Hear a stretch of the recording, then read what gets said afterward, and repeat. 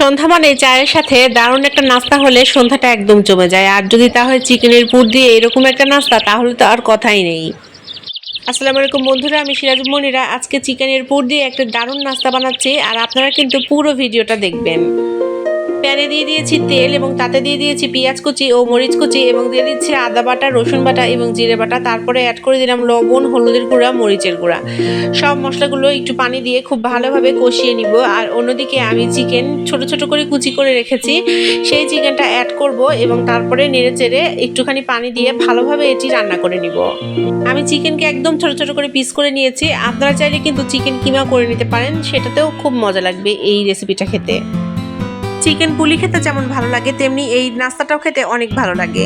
রান্নার এই পর্যায়ে আমি অ্যাড করে দিলাম কিছুটা গুঁড়া মরিচ আর কিছুটা দারচিনি ও এলাচের গুঁড়ো। এখন রান্না হয়ে আসা পর্যন্ত অপেক্ষা করব। আজকের এই নাস্তাটা আমি বানাবো সুজির একটি ডো দিয়ে। তো প্রথমেই প্যানে নিয়ে নিয়েছি একটু পানি। আমি এখানে 2 কাপ পরিমাণ পানি দিব, তার সাথে দিব লবণ পরিমাণ মতো, তারপরে দিয়ে দিচ্ছি চিলি ফ্লেক্স এবং দিচ্ছি হালকা সামান্য তেল।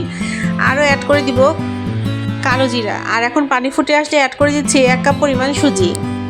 আমি 2 কাপ পরিমাণ পানির সাথে 1 কাপ পরিমাণ সুজি নিয়েছি, কেননা সুজি যখন রান্না হয় তখন ডবল হয়ে যায়, তাই পানির পরিমাপটা এভাবেই নিয়েছি। এখন সুজিটা খুব ভালোভাবে রান্না করে নেব। দেখতেই পেয়েছেন ডোটা একটু শক্ত শক্ত হয়ে গিয়েছে। এখন আমি এটা হাত দিয়ে ভালো করে মেখে নিব। অ্যাড করে দিলাম সামান্য পরিমাণে আটা। আটার পরিমাপটা আমি বলছি না, আপনার ডোটা মাখার জন্য যতটুকু আটা প্রয়োজন ততটুকুই আটা ব্যবহার করবেন।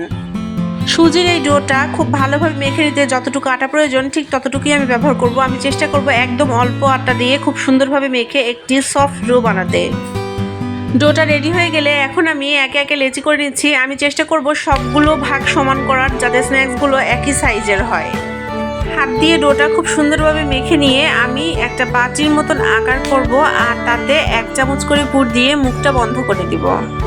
আপনারা চাইলে কিন্তু পুলির আকারেও বানাতে পারেন, তবে আমি গোল গোল করে তারপরে চ্যাপ্টা শেপ দিয়েছি। আমার কাছে এই শেপটা বেশ ভালো লাগে, তাই আমি স্ন্যাক্সের শেপটা এরকম দিয়েছি।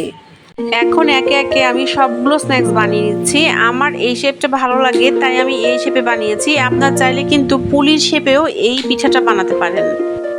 এই পিঠাগুলো একবারে অনেক বেশি বানিয়ে ডিপ ফ্রিজে সংরক্ষণ করা যায়, তাতে সুবিধা যে যখন প্রয়োজন মতন আপনি ভেজে খেতে পারবেন।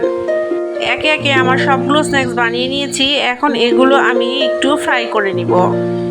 প্যানে বেশ কিছুটা তেল দিয়ে আমি গরম করে নিলাম এবং এখন একে একে সব স্ন্যাক্সগুলো ছেড়ে দিচ্ছি। আমি লো টু মিডিয়াম হিটে এই সব স্ন্যাক্সগুলো ভেজে নিব। সুজি ও চিকেন দিয়ে তৈরি এই অন্যরকম স্ন্যাক্স এই রেসিপিটা আপনাদের কেমন লাগলো অবশ্যই আমাকে কমেন্টে জানাবেন। আজকে তাহলে বিদায় জানাচ্ছি। সবাই ভালো থাকবেন। আল্লাহ হাফেজ।